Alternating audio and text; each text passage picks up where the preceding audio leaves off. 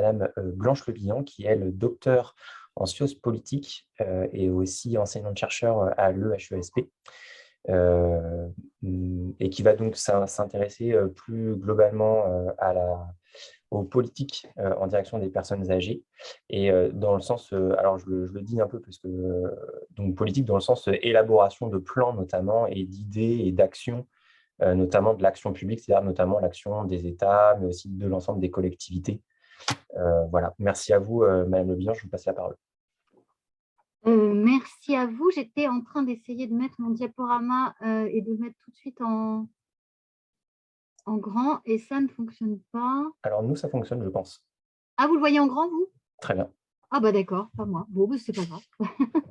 Bonjour à tous. Je suis très contente d'être là et puis je remercie Joachim de m'avoir sollicité. Je suis toujours, il le sait, très, très heureuse de conserver des liens avec des étudiants que j'ai appréciés, dont j'ai pu apprécier les qualités et c'est toujours un grand plaisir d'être à nouveau en contact et puis de poursuivre les échanges. Donc, merci pour ça, Joachim.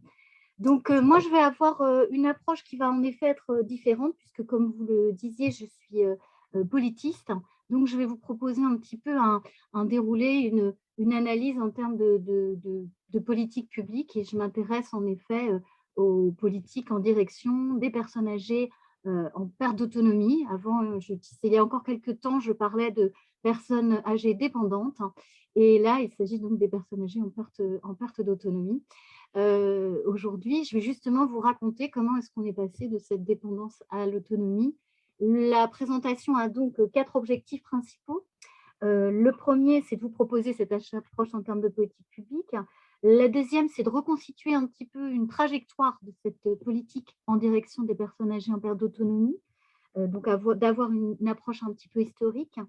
Le troisième objectif, c'est de vous permettre d'identifier en fait les enjeux de la création du 5e risque autonomie, de la 5e branche autonomie dont on parle beaucoup, qui est particulièrement d'actualité. Et puis enfin, c'est également un objectif de réfléchir aux réponses qui sont apportées aux besoins des familles, pour lesquelles un proche souffre de perte d'autonomie.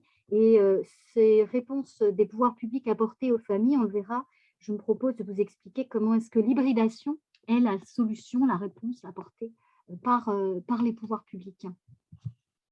Donc, pour vous expliquer tout ça, je vous propose trois points. Un premier point sur le développement d'une politique pensée autour de la dépendance, une notion que vous connaissez bien puisqu'elle est directement issue du milieu médical.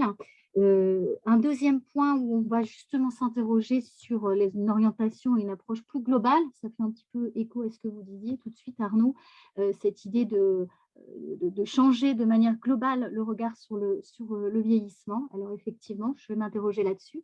Et puis un troisième point qui sera une conclusion qui reviendra sur cette question de l'hybridation. Donc, premier point, le développement d'une politique qui est pensée donc autour de la dépendance. Il y a 3 éléments qui nous permettent un petit peu d'appréhender cette politique pensée autour de la dépendance. Le premier, c'est ce qu'on appelle la mise à l'agenda politique de la dépendance.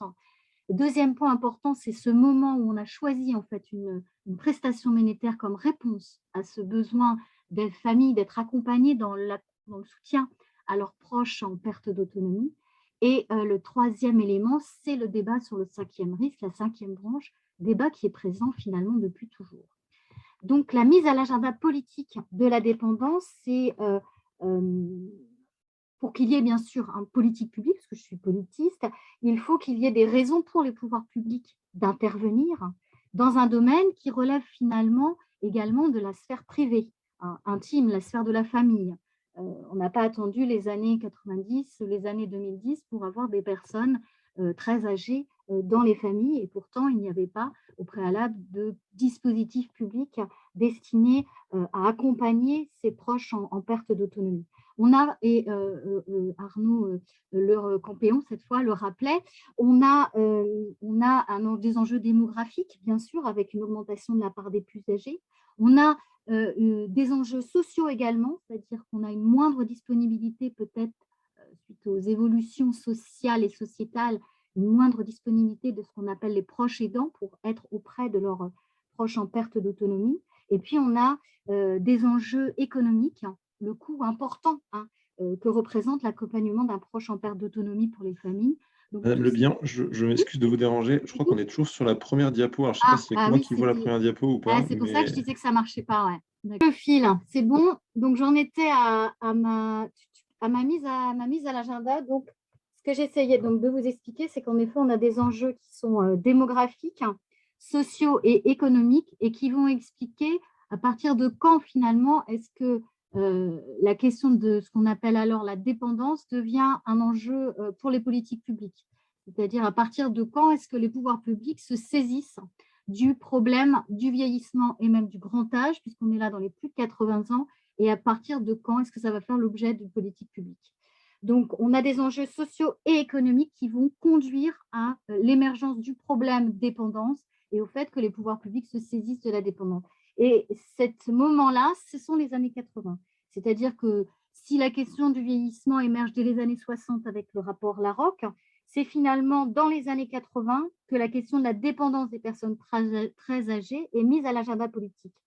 On a un besoin d'aide des familles plus important et il va s'agir pour les pouvoirs publics de trouver une réponse, d'apporter une réponse aux besoins des familles qui ne sont pas couverts par les prestations de l'assurance maladie, puisqu'on a un certain nombre de prestations qui permettent d'accompagner les personnes très âgées, une infirmière qui passe au domicile d'une personne très âgée contribue à son maintien à domicile et à son accompagnement au grand âge, mais on se rend compte qu'il y a des temps qui ne sont pas couverts par l'assurance maladie, c'est-à-dire qu'entre le passage de l'infirmière le matin et le passage de l'infirmière le soir, il y a toute cette journée où la personne âgée va être seule si elle est à son domicile.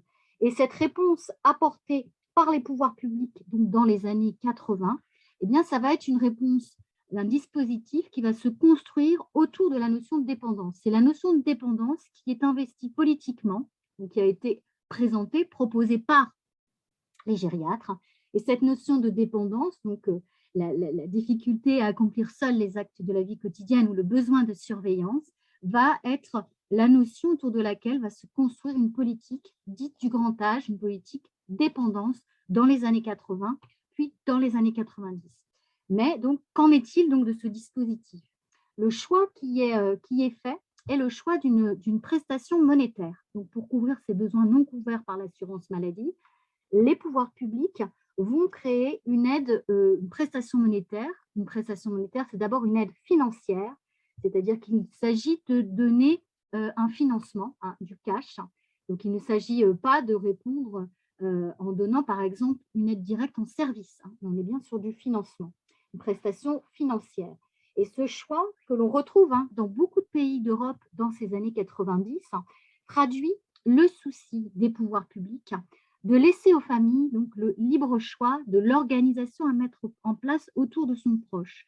C'est-à-dire que c'est l'usager et sa famille qui va choisir s'il s'agit d'aller en institution, s'il s'agit d'organiser des services à domicile, s'il s'agit d'employer telle ou telle aide à domicile. Donc, il va y avoir le choix de l'organisation et c'est au nom de ce choix que va être décidé la mise en place d'un dispositif qui s'appelle la prestation spécifique dépendance et qui est devenu au début des années 2000 l'allocation personnalisée d'autonomie que l'on connaît encore aujourd'hui et qui est un dispositif monétaire qui vise à financer un plan d'aide spécifique. Et ça, c'est une spécificité française puisque la prestation monétaire qui est attribuée, son usage est contrôlé. Il s'agit de financer un plan d'aide qui est codéfini par la personne âgée, sa famille et des professionnels. Parce que c'est bien un élément important, c'est que ce sont des professionnels qui vont évaluer la situation de la personne. Et quelle que soit votre situation, vous pouvez avoir accès à ces professionnels qui vont vous aider à trouver des solutions avec un usage contrôlé de la prestation.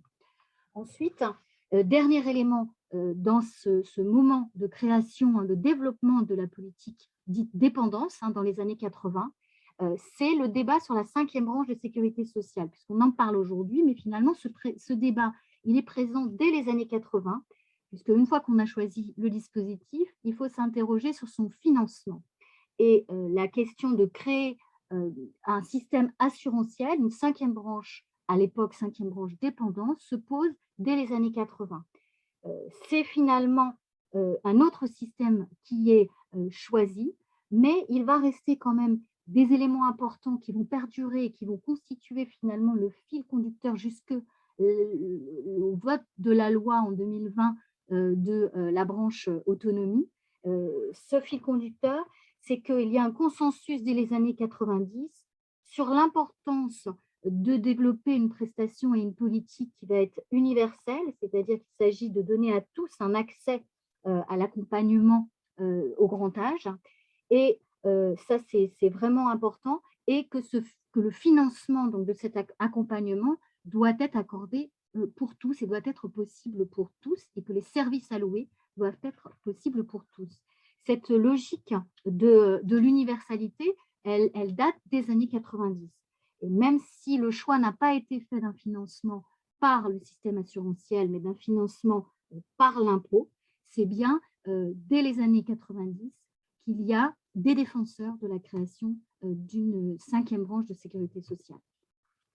Donc, à la fin des années 90, début des années 2000, il y a finalement deux éléments qui caractérisent la politique en place. Le premier élément, c'est ce choix d'une prestation monétaire, non de prestation directe en service. Et le deuxième élément, c'est une prestation monétaire universelle. Et deuxième élément, c'est une approche en termes de dépendance. On est sur la dépendance.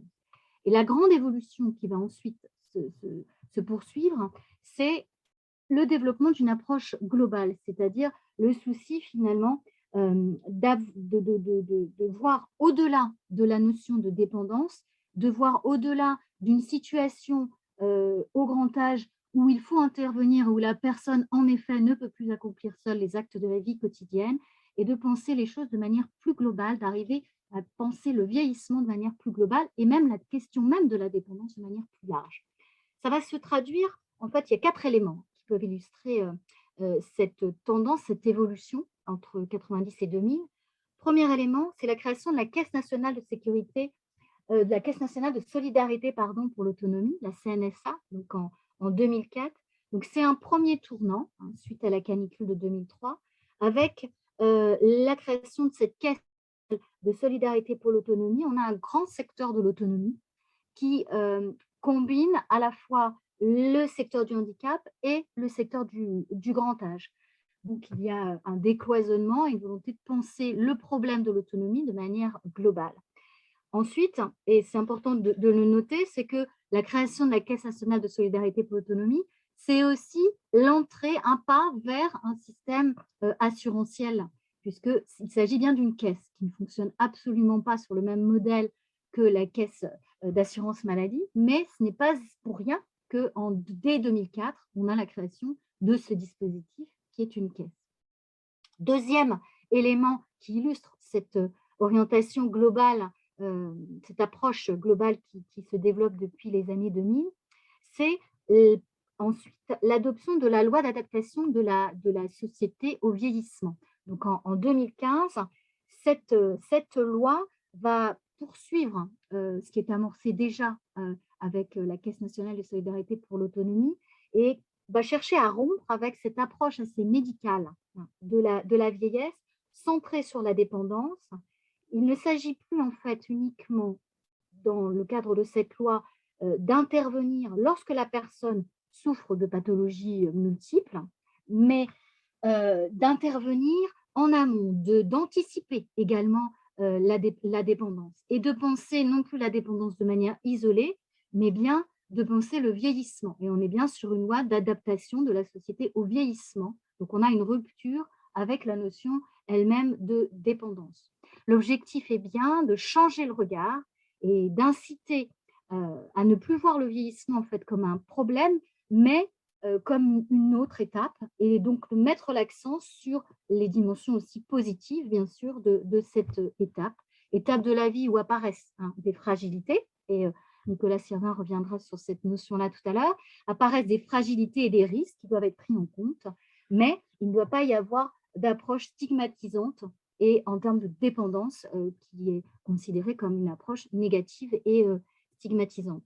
Alors, autre élément dans la loi d'adaptation de la société au vieillissement de cette approche globale, c'est que la personne ciblée par les dispositifs publics n'est plus le seul usager, personne âgée, mais également sa famille. Et on sait bien, je le dis toujours à mes étudiants, que lorsque l'on travaille sur le vieillissement et le grand âge, on ne travaille pas simplement sur la personne très âgée et les besoins qu'elle a, mais les besoins qu'ont l'ensemble des membres de la famille. Donc, c'est travailler également sur la famille et sur ce qu'on appelle aujourd'hui les proches aidants. Donc, proches aidants qui ont reçu une certaine visibilité et légitimité et reconnaissance, justement, précisément dans le cadre de la loi d'adaptation de la société au vieillissement.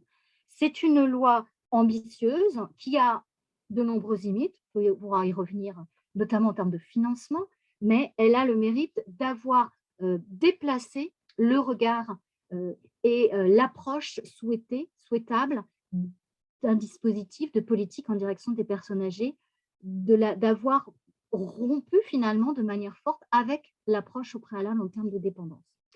Troisième élément qui illustre cette orientation vers l'approche globale, c'est le rapport Libault. Le rapport Libault de 2019, de mars 2019, plus précisément, c'est un rapport qui va prolonger ce qui a été amorcé par la loi d'adaptation de la société au vieillissement, et un rapport qui va poser de manière très précise et dense les fondements d'une politique forte et nouvelle du grand âge.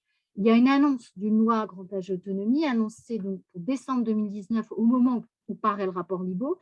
On attend toujours la loi en elle-même, cette grande loi, mais le rapport Libault est là. Il y a eu un certain nombre de choses depuis le rapport Libault qui vont dans le sens de cette approche globale.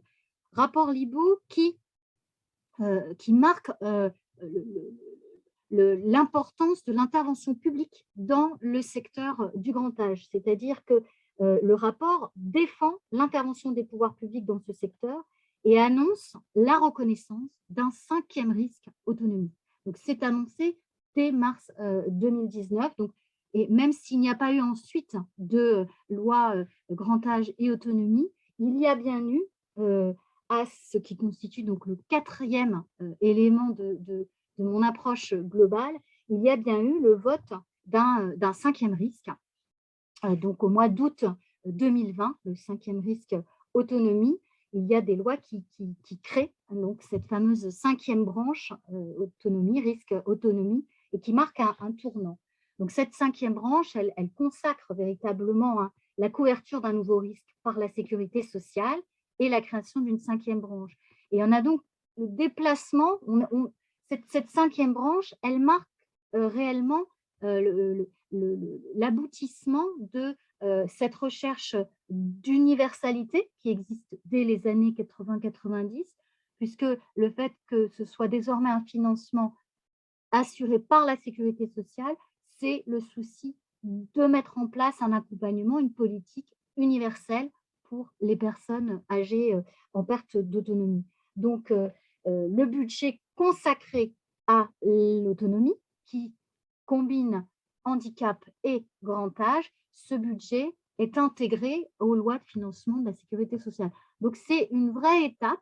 Après, il faudra évidemment voir ce qui va en ressortir de manière concrète en termes de politique et de dispositifs, mais c'est une étape qui marque le poids de l'intervention publique dans le secteur du grand âge et le souci de recréer, de poursuivre le décloisonnement qui avait été amorcé avec la création de la CNSA en 2004 entre handicap et grand âge, ce grand secteur de l'autonomie. Et aujourd'hui, finalement, on constate qu'on ne parle plus de dépendance. En tout cas, c'est assez frappant quand on travaille sur les différents rapports qui sont produits. Moi, j'ai travaillé sur les rapports qui ont été produits par le ministère des années 80 jusqu'à nos jours. Et c'est assez frappant de voir que pendant très longtemps, la notion de dépendance, même si elle a été précocement remise en cause avec ne serait-ce que la création de l'allocation personnalisée d'autonomie au début des années 2000, eh bien, la notion de dépendance a quand même perduré entre 2008 et 2012. 2012, annonce de la loi d'adaptation de la société au vieillissement. 2015, loi d'adaptation de la société au vieillissement, où il est question d'une autre vision du grand âge, d'une autre vision de la vieillesse de manière plus globale, autour de la prévention, de l'autonomie. Et aujourd'hui, 2020, donc, puisque c'est en août 2020 qui est entériné cette création d'une 5e branche autonomie. On a ce fil vraiment qui permet de reconstituer l'histoire. Et cette notion de dépendance qui était si forte, qui est jugée trop médicale, trop restrictive, elle a été dépassée en termes politiques. Donc, pour conclure, je poserai la question, dès lors, maintenant qu'on voit comment est-ce que la politique s'est progressivement constituée, comment qualifier cette politique en direction des personnes âgées en perte d'autonomie qui se dessine aujourd'hui?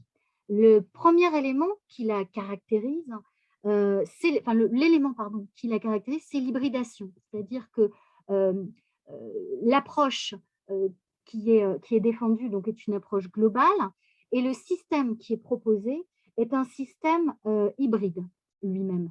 Hybride, et cette hybridation, elle est perceptible à différents niveaux.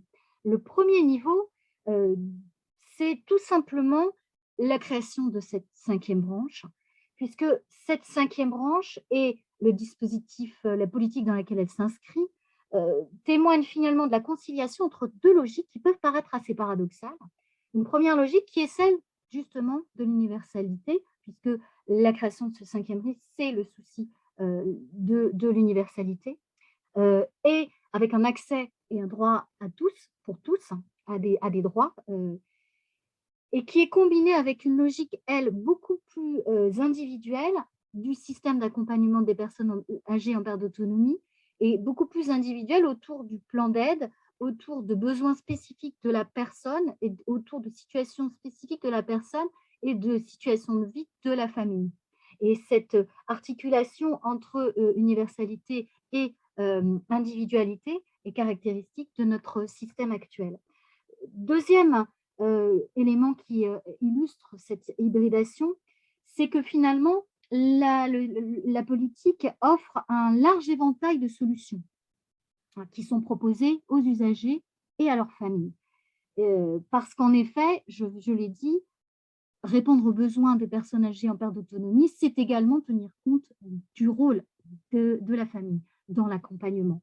Et on va avoir une série de dispositifs pour externaliser l'aide, donc la création de services d'aide à domicile, d'institutions d'hébergement temporaire, d'hébergement d'accueil de centres de jour, d'hébergement tout court, d'accueil des personnes âgées en perte d'autonomie. Donc, il y a une externalisation de l'aide, c'est-à-dire le souci vraiment de soulager les familles et de prendre en charge pleinement les personnes âgées en perte d'autonomie.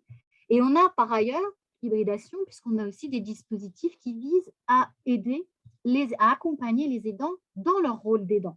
Et ce sont des dispositifs financiers, des dispositifs de conciliation, permettre aux aidants de rester sur le marché du travail quand on est enfant d'un proche en perte d'autonomie et d'avoir des congés leur permettant de concilier avec l'investissement qu'exige le rôle d'aidant. Et j'insisterai donc en fait sur un point pour clore cette présentation, qui est celui de l'importance de la bonne articulation entre l'intervention publique et l'intervention familiale. Parce que cette hybridation, qui est caractéristique du système qui s'inscrit dans cette approche globale du vieillissement, cette hybridation, elle va mobiliser des acteurs publics et elle va mobiliser la famille.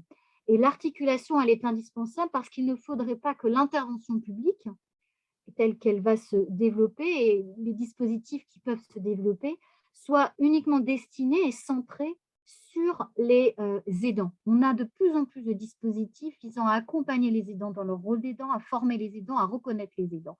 On parle même de statut d'aidant.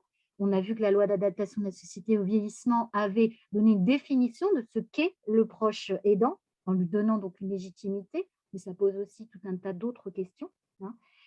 Parce qu'il ne faudrait pas que l'intervention publique soit uniquement ciblée sur les aidants et que ne repose que sur eux l'accompagnement des proches en perte d'autonomie. Et donc, la création de cette 5e branche autonomie, c'est aussi encourager cette bonne articulation, puisque l'objectif, c'est bien d'avoir des dispositifs qui vont permettre d'externaliser l'accompagnement, l'aide qui est donné par les familles et donc de bien articuler. Pour moi, c'est tout l'enjeu, hein, c'est l'articulation entre l'intervention de la famille et l'intervention des pouvoirs publics qui doit aller vers les aidants, accompagner les aidants, mais également soulager de manière complète les aidants pour parvenir à cet équilibre. Merci beaucoup. Merci beaucoup, Blanche, pour cette intervention qui était vraiment super intéressante. Je me permets de faire le relais tout de suite de 2 questions. Alors, la première, donc je la retraduis entre guillemets d'une certaine façon. En fait, je voudrais avoir votre vision ou votre avis sur l'implication des usagers, des aînés, dans la construction de l'action publique. Comment est-ce que ça a pu évoluer, à quel point ils sont ou pas acteurs. Mmh, mmh, mmh. Alors, c'est une bonne question parce que on a travaillé avec Arnaud Campéon d'ailleurs, qui de temps en temps devient politiste, de même que de temps en temps je deviens sociologue. On a travaillé sur des dispositifs qui visent ce qu'on a appelé l'empowerment en fait des usagers. Et cette question de l'empowerment, hein, vraiment de la participation des usagers, la définition des politiques. Et on a travaillé sur les plateformes de répit, parce que les plateformes de répit, elles visent non seulement la personne âgée, mais l'aider. Et donc ce couple, ce binôme aidant-aidé, avec la volonté que les aidants deviennent les propres décideurs et acteurs de l'accompagnement, donc qui participent directement finalement aux choix qui sont faits. Parce que quand on parle en fait de politique en direction des personnes âgées en perte d'autonomie, comme nous on travaille généralement sur les très âgés, en fait la participation des usagers, on va l'interroger en s'intéressant aux familles. Alors il y a des travaux qui s'intéressent à la participation des usagers, personnes âgées, à la définition des politiques, mais là on va plus être dans des thématiques qui sont plus en termes du bien vieillir et donc de ces politiques de prévention en fait des risques et donc du risque de perte d'autonomie, du risque autonomie. Mais nous on va plutôt on va considérer que l'usager qu'il faut impliquer dans la définition des dispositifs et des politiques, c'est la famille. Merci beaucoup. Et puis, alors, la fin de votre réponse fait le lien avec la deuxième question, et puis sans doute l'intervention de M. Servien ensuite. Alors, il y avait une autre question autour de l'orientation, je dirais, de la construction des politiques publiques et de l'orientation des financements, parce que là, on est vraiment, je dirais, entre guillemets, autour de la perte d'autonomie, ex-dépendance, vraiment chez les gens qui sont plutôt à la fin de leur vie. Mais il y a aussi la question de la construction de l'action publique en faveur de la prévention et de la prévention de la perte d'autonomie. Et est-ce que vous pourriez nous dire voilà, comment est-ce que vous voyez les choses, comment est-ce que les choses ont pu évoluer dans le temps? Alors, c'est vrai que dans la loi d'adaptation de la société au vieillissement, la prévention, elle est partout. Alors, le gros défaut de cette loi, c'est qu'elle dit beaucoup de choses, mais qu'on peut s'interroger sur les moyens qui étaient alloués. Alors, tout ce qui est prévention, c'est une approche nouvelle. Je pense que cette approche nouvelle, on a besoin de temps pour la mettre en place, parce qu'il y a quand même un changement culturel fort qui doit se développer, parce qu'on est quand même en France dans une approche très, voilà, j'ai un public mais très médical. Enfin, je veux dire, c'est pas pour rien que dans les années 90, on investit la question du vieillissement, du grand âge par la dépendance. C'est-à-dire qu'on attend le moment où, en effet, ça ne va pas, et donc on finance des EHPAD, comme dit la personne qui pose la question, on finance des EHPAD. Donc, on a quand même bougé. C'est-à-dire que j'ai voulu vous montrer qu'on essaie de bouger de manière politiquement. Maintenant, avant que tout ne bouge vraiment, il va falloir du temps pour que les dispositifs qui sont créés soient en priorité des dispositifs de prévention, ça c'est sûr. On a des réponses qui sont apportées aujourd'hui avec cette idée qu'il faut un éventail. C'est ce que j'ai essayé de dire à la fin, mais c'est vrai que ce n'est pas assez développé, mais l'idée, c'est d'avoir un éventail d'offres données aux familles. Et cet éventail doit commencer effectivement précocement pour prévenir en fait la dépendance. Ne pas avoir des dispositifs qui sont juste là simplement résoudre le problème une fois qu'il est là, mais l'anticiper et le prévenir. Donc, je pense que tout ça, ça se met en place, mais qu'après, il y a une question d'évolution des mentalités, des cultures, des approches professionnelles, et on touche aussi à toutes les questions de coordination entre le sanitaire, le médico-social. On sait bien que ces deux secteurs qui sont assez cloisonnés, ça peut poser un certain nombre de problèmes pour que les dispositifs aillent vraiment dans ce sens-là, parce qu'il faut que nos médecins ils aient aussi cette approche-là, parce que sinon, ça ne marche pas. Si on fragmente et si on segmente, ça ne marche pas.